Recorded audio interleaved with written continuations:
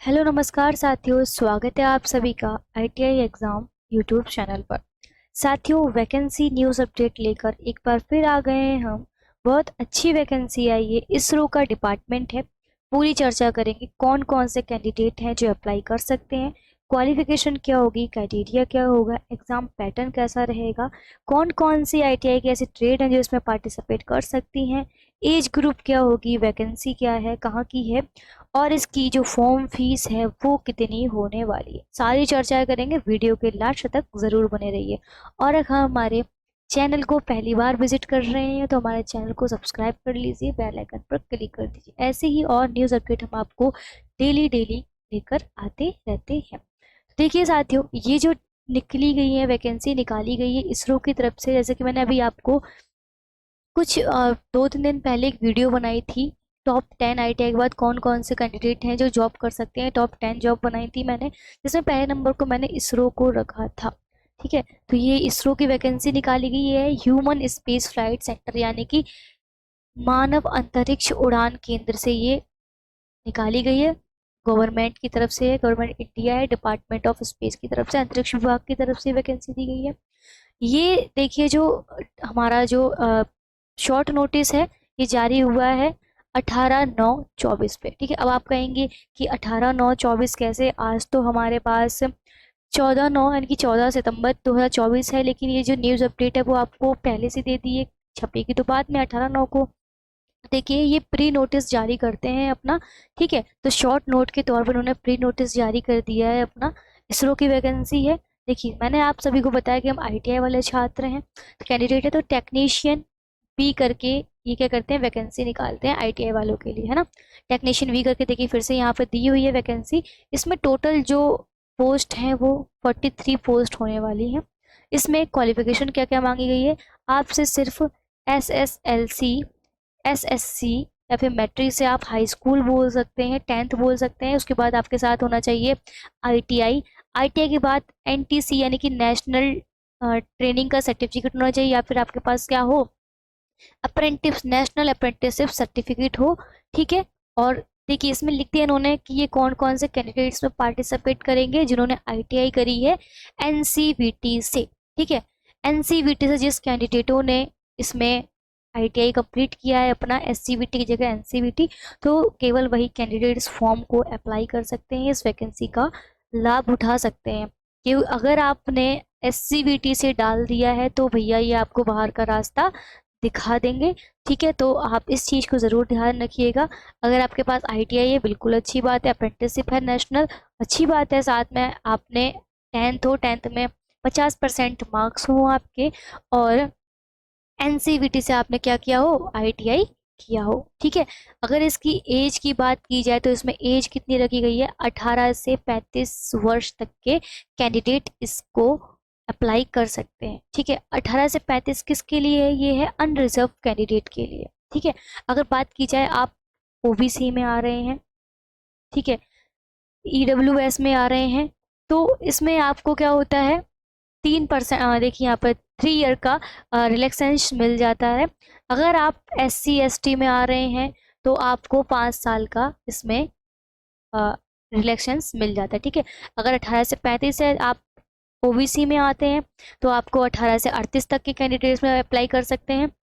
अगर आप SC ST में आ रहे हैं तो 18 से 40 वर्ष तक के लोग इसमें अप्लाई कर सकते हैं। अगर आप हैंडीक्रैफ्ट है, ठीक है, अगर हैंडीक्रैफ्ट है कोई कैंडिडेट, तो वो 18, उसको 10 साल का रिलैक्सेशन मिल जाता है, यानी कि 18 से 40, 45 या फिर 50 तक के कैंडिडेट इसमें क्या कर सकते हैं, पार्टिसिपेट कर सकते हैं। ठीक है, अब देखिए इन्होंने जो हमारी बोल सकते हैं कि जो हमारी लेवल है किस में रखा गया है, टेक्नीशियन भी को रखा गया है लेवल 3 में।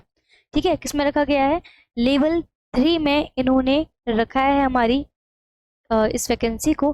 तो देखिए लेवल 3 की जो वैकेंसी होती है, इसमें जो अगर मैं बात करूं कि इसकी जो सैलरी है वो कितनी मिलती है, तो इसमें लेवल 3 में सैलरी मिलती है 21,700 कुछ रुपए मिलते हैं आप। ठीक है, स्टार्टिंग है इसकी 21,700 रुपये से स्टार्टिंग होती है, प्लस इसमें डीए लग जाता है।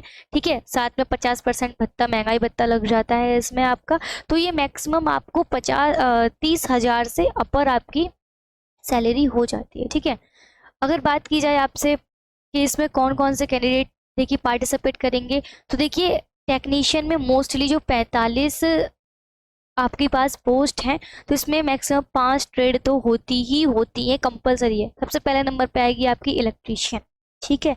आईटीआई के साथ जिन्होंने ट्रेड है इनकी इलेक्ट्रीशियन से सबसे पहले नंबर पे। दूसरे नंबर पे इलेक्ट्रॉनिक मैकेनिक ट्रेड आएगी। थर्ड नंबर पे आपकी फिटर आ जाती है। फोर्थ पे आपकी कोपा आ जाती है।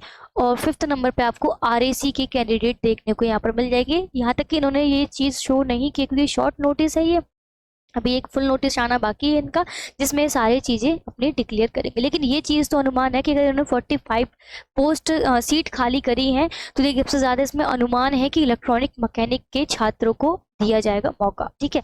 15 से 16 सीट जो हैं वो इलेक्ट्रीशियन के छात्रों के लिए, कैंडिडेट के लिए दी जाएंगी। बाकी बची जो चीज़ें हैं, इसमें जो बच रही सीट हैं, कुछ फिटर के लिए होंगी, कुछ कोपा और कुछ आरएसी के कैंडिडेट के लिए होंगी। क्योंकि पिछली बार जब निकाला गया तो इसमें मोस्टली सबसे ज़्यादा ट्रेड थी वो इलेक्ट्रॉनिक मैकेनिक, और उसके बाद हमारे इलेक्ट्रीशियन के ट्रेड को मौका दिया गया था, ठीक है। अब देखिए बात की जाए यहाँ पर कि भैया इन्होंने बोल दिया है कि जो अप्लाई कर सकते हैं वो इस डेट पर अप्लाई करेंगे, ठीक है। यहाँ पर देख लीजिए इन्होंने डेट मेंशन कर दी है कि किस प्रकार से आप अप्लाई कर सकते हैं।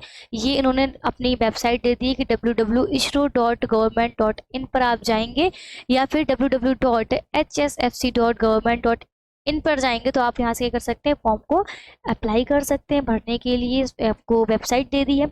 इन्होंने बोला है कि भैया हमारा जो ओपनिंग लिंक है वो 19/9/2024 यानी कि 19 सितंबर 2024 से ये स्टार्ट हो जाएगी, इसकी लिंक ओपन कर दी जाएगी। इसकी लास्ट डेट जो रखी उन्होंने बोला कि भैया लास्ट डेट हम 19 सितंबर से उसके 21 दिनों तक हम चलाएंगे। 21 दिन यानी कि आपके हो सकते हैं 9 अक्टूबर 2024, ठीक है। लास्ट डेट आपकी कब है, 9 अक्टूबर 2024। स्टार्टिंग कब से हो रही है, 19 सितंबर 2024 से इसकी ओपनिंग हो रही है। आपको वेबसाइट दे दी गई है, ये आपको वेबसाइट है, ठीक है। क्लियर हुआ यहाँ तक। अब देखिए ये जो पहली बात तो जान लीजिए कि ये जो निकाली गई है वैकेंसी बेंगलुरु की तरफ से निकाली गई है, ठीक है। ये भी कैंडिडेट पूछते हैं कि भैया निकाली कहाँ से गई हैं भर्तियाँ, तो ये निकाली गई है हमारे, तो ये बेंगलुरु की तरफ से निकाली गई है। अगर इसकी सिलेबस की बात की जाए कि भैया इसका एग्ज़ाम पैटर्न कैसा होगा, फीस कितनी होगी, ठीक है, तो ये सब जान लेते हैं। तो देखिए इसकी जो फीस होने वाली है वो रहेगी हमारे, जो बोल सकते हैं आपकी, जो जनरल ओबीसी ईडब्ल्यूएस के छात्र हैं, ठीक है, अनरिजर्व हो गए, ओबीसी हो गए, ईडब्ल्यूएस के छात्र कैंडिडेट हो गए, उनको 300 रुपये, 300 से 500 रुपये के अंडर इनका फीस चार्ज रहेगा। हालांकि सब जगह अपनी अपनी अलग अलग फीस रखते हैं, 300 कुछ रखते हैं, कुछ 450 रखते हैं, कुछ 500 रखते हैं। बाकी जो SC ST के कैंडिडेट रहेंगे वो 0 फीस पर रहेंगे, ठीक है। क्लियर हुआ आपको फीस का यहाँ पर। अब बात आती है कि भैया इसका एग्ज़ाम पैटर्न होगा वो किस प्रकार से होगा। तो इसका एग्ज़ाम जो होता है हमेशा CBT प्लस स्किल टेस्ट होता है इनका, ठीक है। ये क्या करते हैं, ओनली टेक्निकल क्वेश्चन देते हैं। अगर आप ITI करी है, आपने इलेक्ट्रॉनिक मैकेनिक ट्रेड से करी है, इलेक्ट्रीशियन से करी है, फिटर से करी है, कोपा से की है, RAC से की है, तो ये सिर्फ आपके ट्रेड के ही क्वेश्चंस देते हैं। क्वेश्चन कितने हो सकते हैं, सबका अलग अलग पैटर्न होता है। कुछ 80 क्वेश्चन देते हैं, कुछ 100 क्वेश्चन देते हैं, कुछ 120 क्वेश्चन देते हैं, ठीक है। अगर 80 क्वेश्चन आपको देंगे तो इसमें क्या होता है कि 4 से 5 क्वेश्चन आपके मैथ के होते हैं। बाकी तो टेक्निकल आपसे पूछा ही जाता है सारा, लेकिन कुछ 80 क्वेश्चंस में ये रखते हैं। CBT बेस्ड क्वेश्चन आपका पैटर्न होता है एग्जाम का, 4 से 5 क्वेश्चन सिर्फ मैथ के रखते हैं। बाकी जनरल GK GS कुछ नहीं होता, ना इंग्लिश होता है, ठीक है, ना रीजनिंग होती है। तो सिर्फ मैथ के क्वेश्चन कुछ होते हैं, सिंपल होते हैं।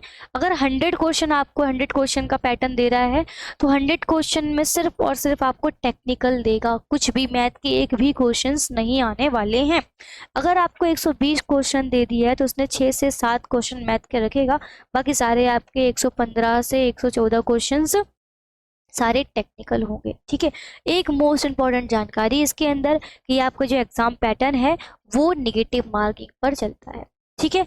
अब नेगेटिव मार्किंग किस टाइप से होगी, देखिए 80 क्वेश्चंस आपसे पूछे जाते हैं, उनके लिए 90 मिनट टाइमिंग दी जाती है, जिसमें 1/3 की नेगेटिव मार्किंग चलती है।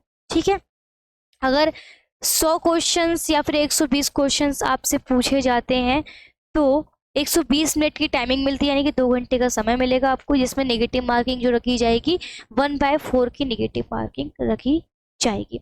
ठीक है, अब देखिए यहाँ पर डिप्लोमा वालों के लिए भी एक वैकेंसी इसके अंदर ही पोस्ट है, जो रहेगी टेक्निकल असिस्टेंट नाम से। ठीक है, इनमें भी देखिए डिप्लोमा वाले के लिए भी 28 पोस्ट इसमें अवेलेबल है, सीट अवेलेबल है।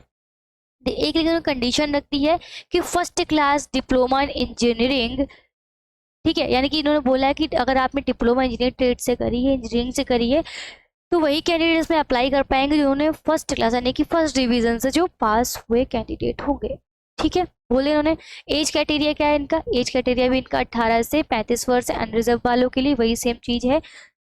अगर आप SC ST में आते हैं तो आपको 5 साल की छूट मिलेगी, अगर आप OBC में आते हो आपको 3 साल की। इन्होंने लेवल रखा है पे स्लिप का लेवल 7। लेवल 7 में मैक्सिमम 35,000 प्लस कुछ आपको सैलरी दी जाती है। ठीक है, कितनी दी जाएगी, 35,000 प्लस कुछ सैलरी मिलती है आपको, कंफर्म नहीं है इस चीज़ पे। हाँ, फिलहाल 35,000 तो होती है, इससे कुछ रुपए भी इसमें ऐड होते हैं, जैसे कि अभी मैंने लेवल 3 का बताया था, तो लेवल 3 में आपको 21,700 कुछ समथिंग रुपए थे। ठीक है, इसी प्रकार से आपको शायद ये सारी चीज़ें क्लियर हो चुकी होंगी कि कौन कौन से कैंडिडेट्स में पार्टिसिपेट कर सकते हैं, क्या क्या चीज़ क्या पूछी जाती है, क्या वैकेंसी है, कहाँ की है, क्या चीज़ होनी चाहिए, सारी क्लियर हो चुकी होगी। अगर आपको कोई डाउट बनता है तो वीडियो के लास्ट में आप कमेंट कर सकते हैं। ठीक है, फुल नोटिस जब आएगा मैं एक बार फिर से आपके सामने हाजिर हो जाऊंगी फुल नोटिस को लेकर। अभी इतना ध्यान रखिए कि आपके पास अच्छी अपॉर्चुनिटी है इसरो की वैकेंसी में जाने के लिए। ठीक है, ये है हमारी ह्यूमन स्पेस फ्लाइट सेंटर की तरफ से, इसे आप उड़ान के अंतरिक्ष उड़ान केंद्र में आपको जाने का मौका मिलेगा, जॉब करने का मौका मिलेगा। तो आई होप आपको हमारी आज की न्यूज़ समझ में आई होगी, अच्छी लगी होगी। तो चैनल को लाइक कर दीजिए, शेयर कर दीजिए अपने सभी दोस्तों के लिए। आज के लिए बस इतना ही, धन्यवाद।